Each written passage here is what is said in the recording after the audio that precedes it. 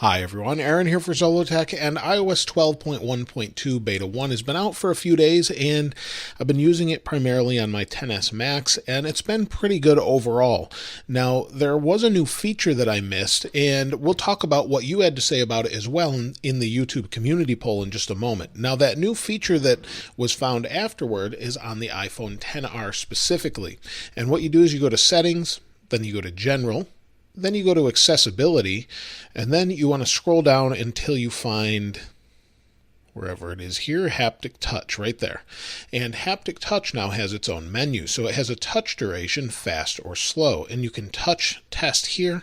It's a little timing. If we go to slow, it feels just like 3D Touch when you're doing this, especially when it's on slow. So the more you push, the more it kind of fans out, just like it does on 3D Touch. So they definitely could replace 3D Touch with this. I don't think you'd notice the difference if they did that, but either way, it's a nice little addition. So other than that, this beta has been pretty good for me. Now, that's not the case for everyone, so I collected everyone's comments and tried to figure out what bugs you had. Now, for me, overall, it's been stable. I haven't had it locking up or freezing. The scrolling has been smooth. Settings has worked for me. It hasn't locked up once, not yet anyway, and it seems to be doing okay. My battery is actually a little bit better this time around and seems to be getting me through the day okay. Battery health is still 100%, and if we take a look at my battery percentage is 68%. Now, it was plugged in a little bit for CarPlay. Those are those durations right here. You can see it bump the battery back up a little bit, but with 68%, I have 3 hours and 18 minutes of screen on time, an hour and a half of screen off time. If we look over the last 10 days or so, you'll see 5 hours and 12 minutes, 4 hours, and the battery life was pretty good as well. So I can't really complain. It's been really good for me. I haven't even thought about it. It's been that good. So that's a good sign. Now, as far as problems people are experiencing, some people are saying that Signal is better as far as LTE. I never had an issue to begin with, and I'm on T-Mobile, and I don't know if it's carrier-based or not. Some people say it's better, and some people say it's not. I know there's some other people that seem to think LTE is fixed. I'm not 100% sure that it is. I think it's more due to the actual physical design of where the antenna is. This is the antenna on an iPhone, this outer ring on a XS, XS Max. They're using that as the antenna, and it's gotten mixed results, just like the iPhone 4 had issues based on how you held it because you're bridging the antennas and things. I think it's just their antenna design. In fact, if you use an iPhone, you'll see I have one to two where I live. If I'm on an Android phone, it's usually a little bit higher than that with the same exact carrier. I think it just has to do with the physical antenna. Hopefully they can fix something, but I'm not sure at this point. Other people were having notification issues as far as clearing them and them not going away. And then most people also agreed with me and said battery was pretty good. Not everybody, but most people. Now, some people had complained about the app switcher glitching. I've had no issues with that whatsoever. See, it's working just fine. It doesn't really do anything. It works fine. No issues there. And also, some other people are still having settings freeze, and I really wish Apple would figure out what's causing that, because it's a pain for a lot of people, and it was before this update for me.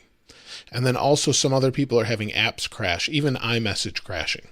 So let's take a look at what you had to say, though, in the community poll. So let's go into YouTube, the community poll, and I'll scroll back up here, and you'll see 5.4K or 5,400 votes or so, and 21% said it was great, which is pretty low. 7% said terrible, which was higher than the previous. The previous one was 5%. 8% said okay, but some bugs, and 64% are not using a beta, and that's probably a good idea if you don't want to have to deal with bugs. But there's 81 comments. I've read all of them to compile all of these different things we just talked about, but let's take a look at a few of these. And so a lot of people are having little bugs like app crashes like I talked about before.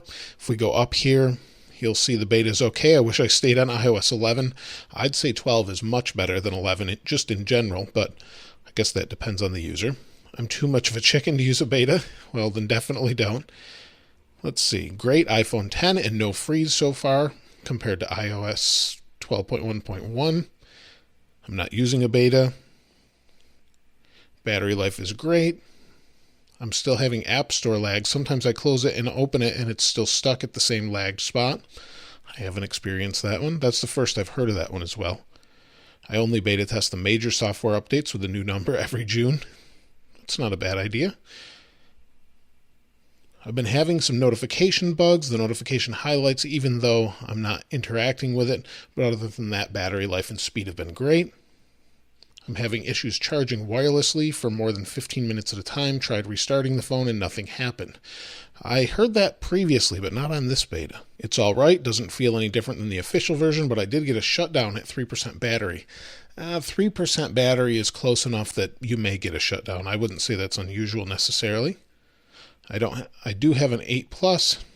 Is there really a need to upgrade if I don't take too many pictures? I love my 8. Not really. If you have an 8 Plus and you're happy with it, iPhones last for years, and I did a video comparing the 6S, or saying if you should still get one.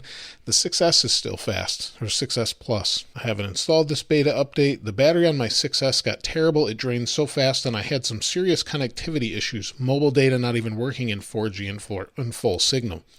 And that was supposed to be resolved with iOS 12.1, but apparently some people are still having it. They released yet in India and USA. Only the betas. They're released around the world at the same time. On the 6S, so far the battery life has been terrible, and it seems to be the older phones are having battery life that is not so good. The newer ones seem to be great. I had to recharge twice yesterday after around 2 hours, though maybe because my battery health is 76%. I don't know if that's necessarily the reason. Maybe you have something running. We'll take a look at a couple more. No bugs and nothing out of the ordinary going on the iPhone 10. On my iPhone 10, I had a few hiccups such as lag on the app switcher, but I realized that only happens if I'm running a lot of apps in the background. I never close apps and never really have an issue, so I probably have 100 open or whatever the maximum is. It will manage them for me. Not great. Some bugs. Battery not the best. App switcher very buggy.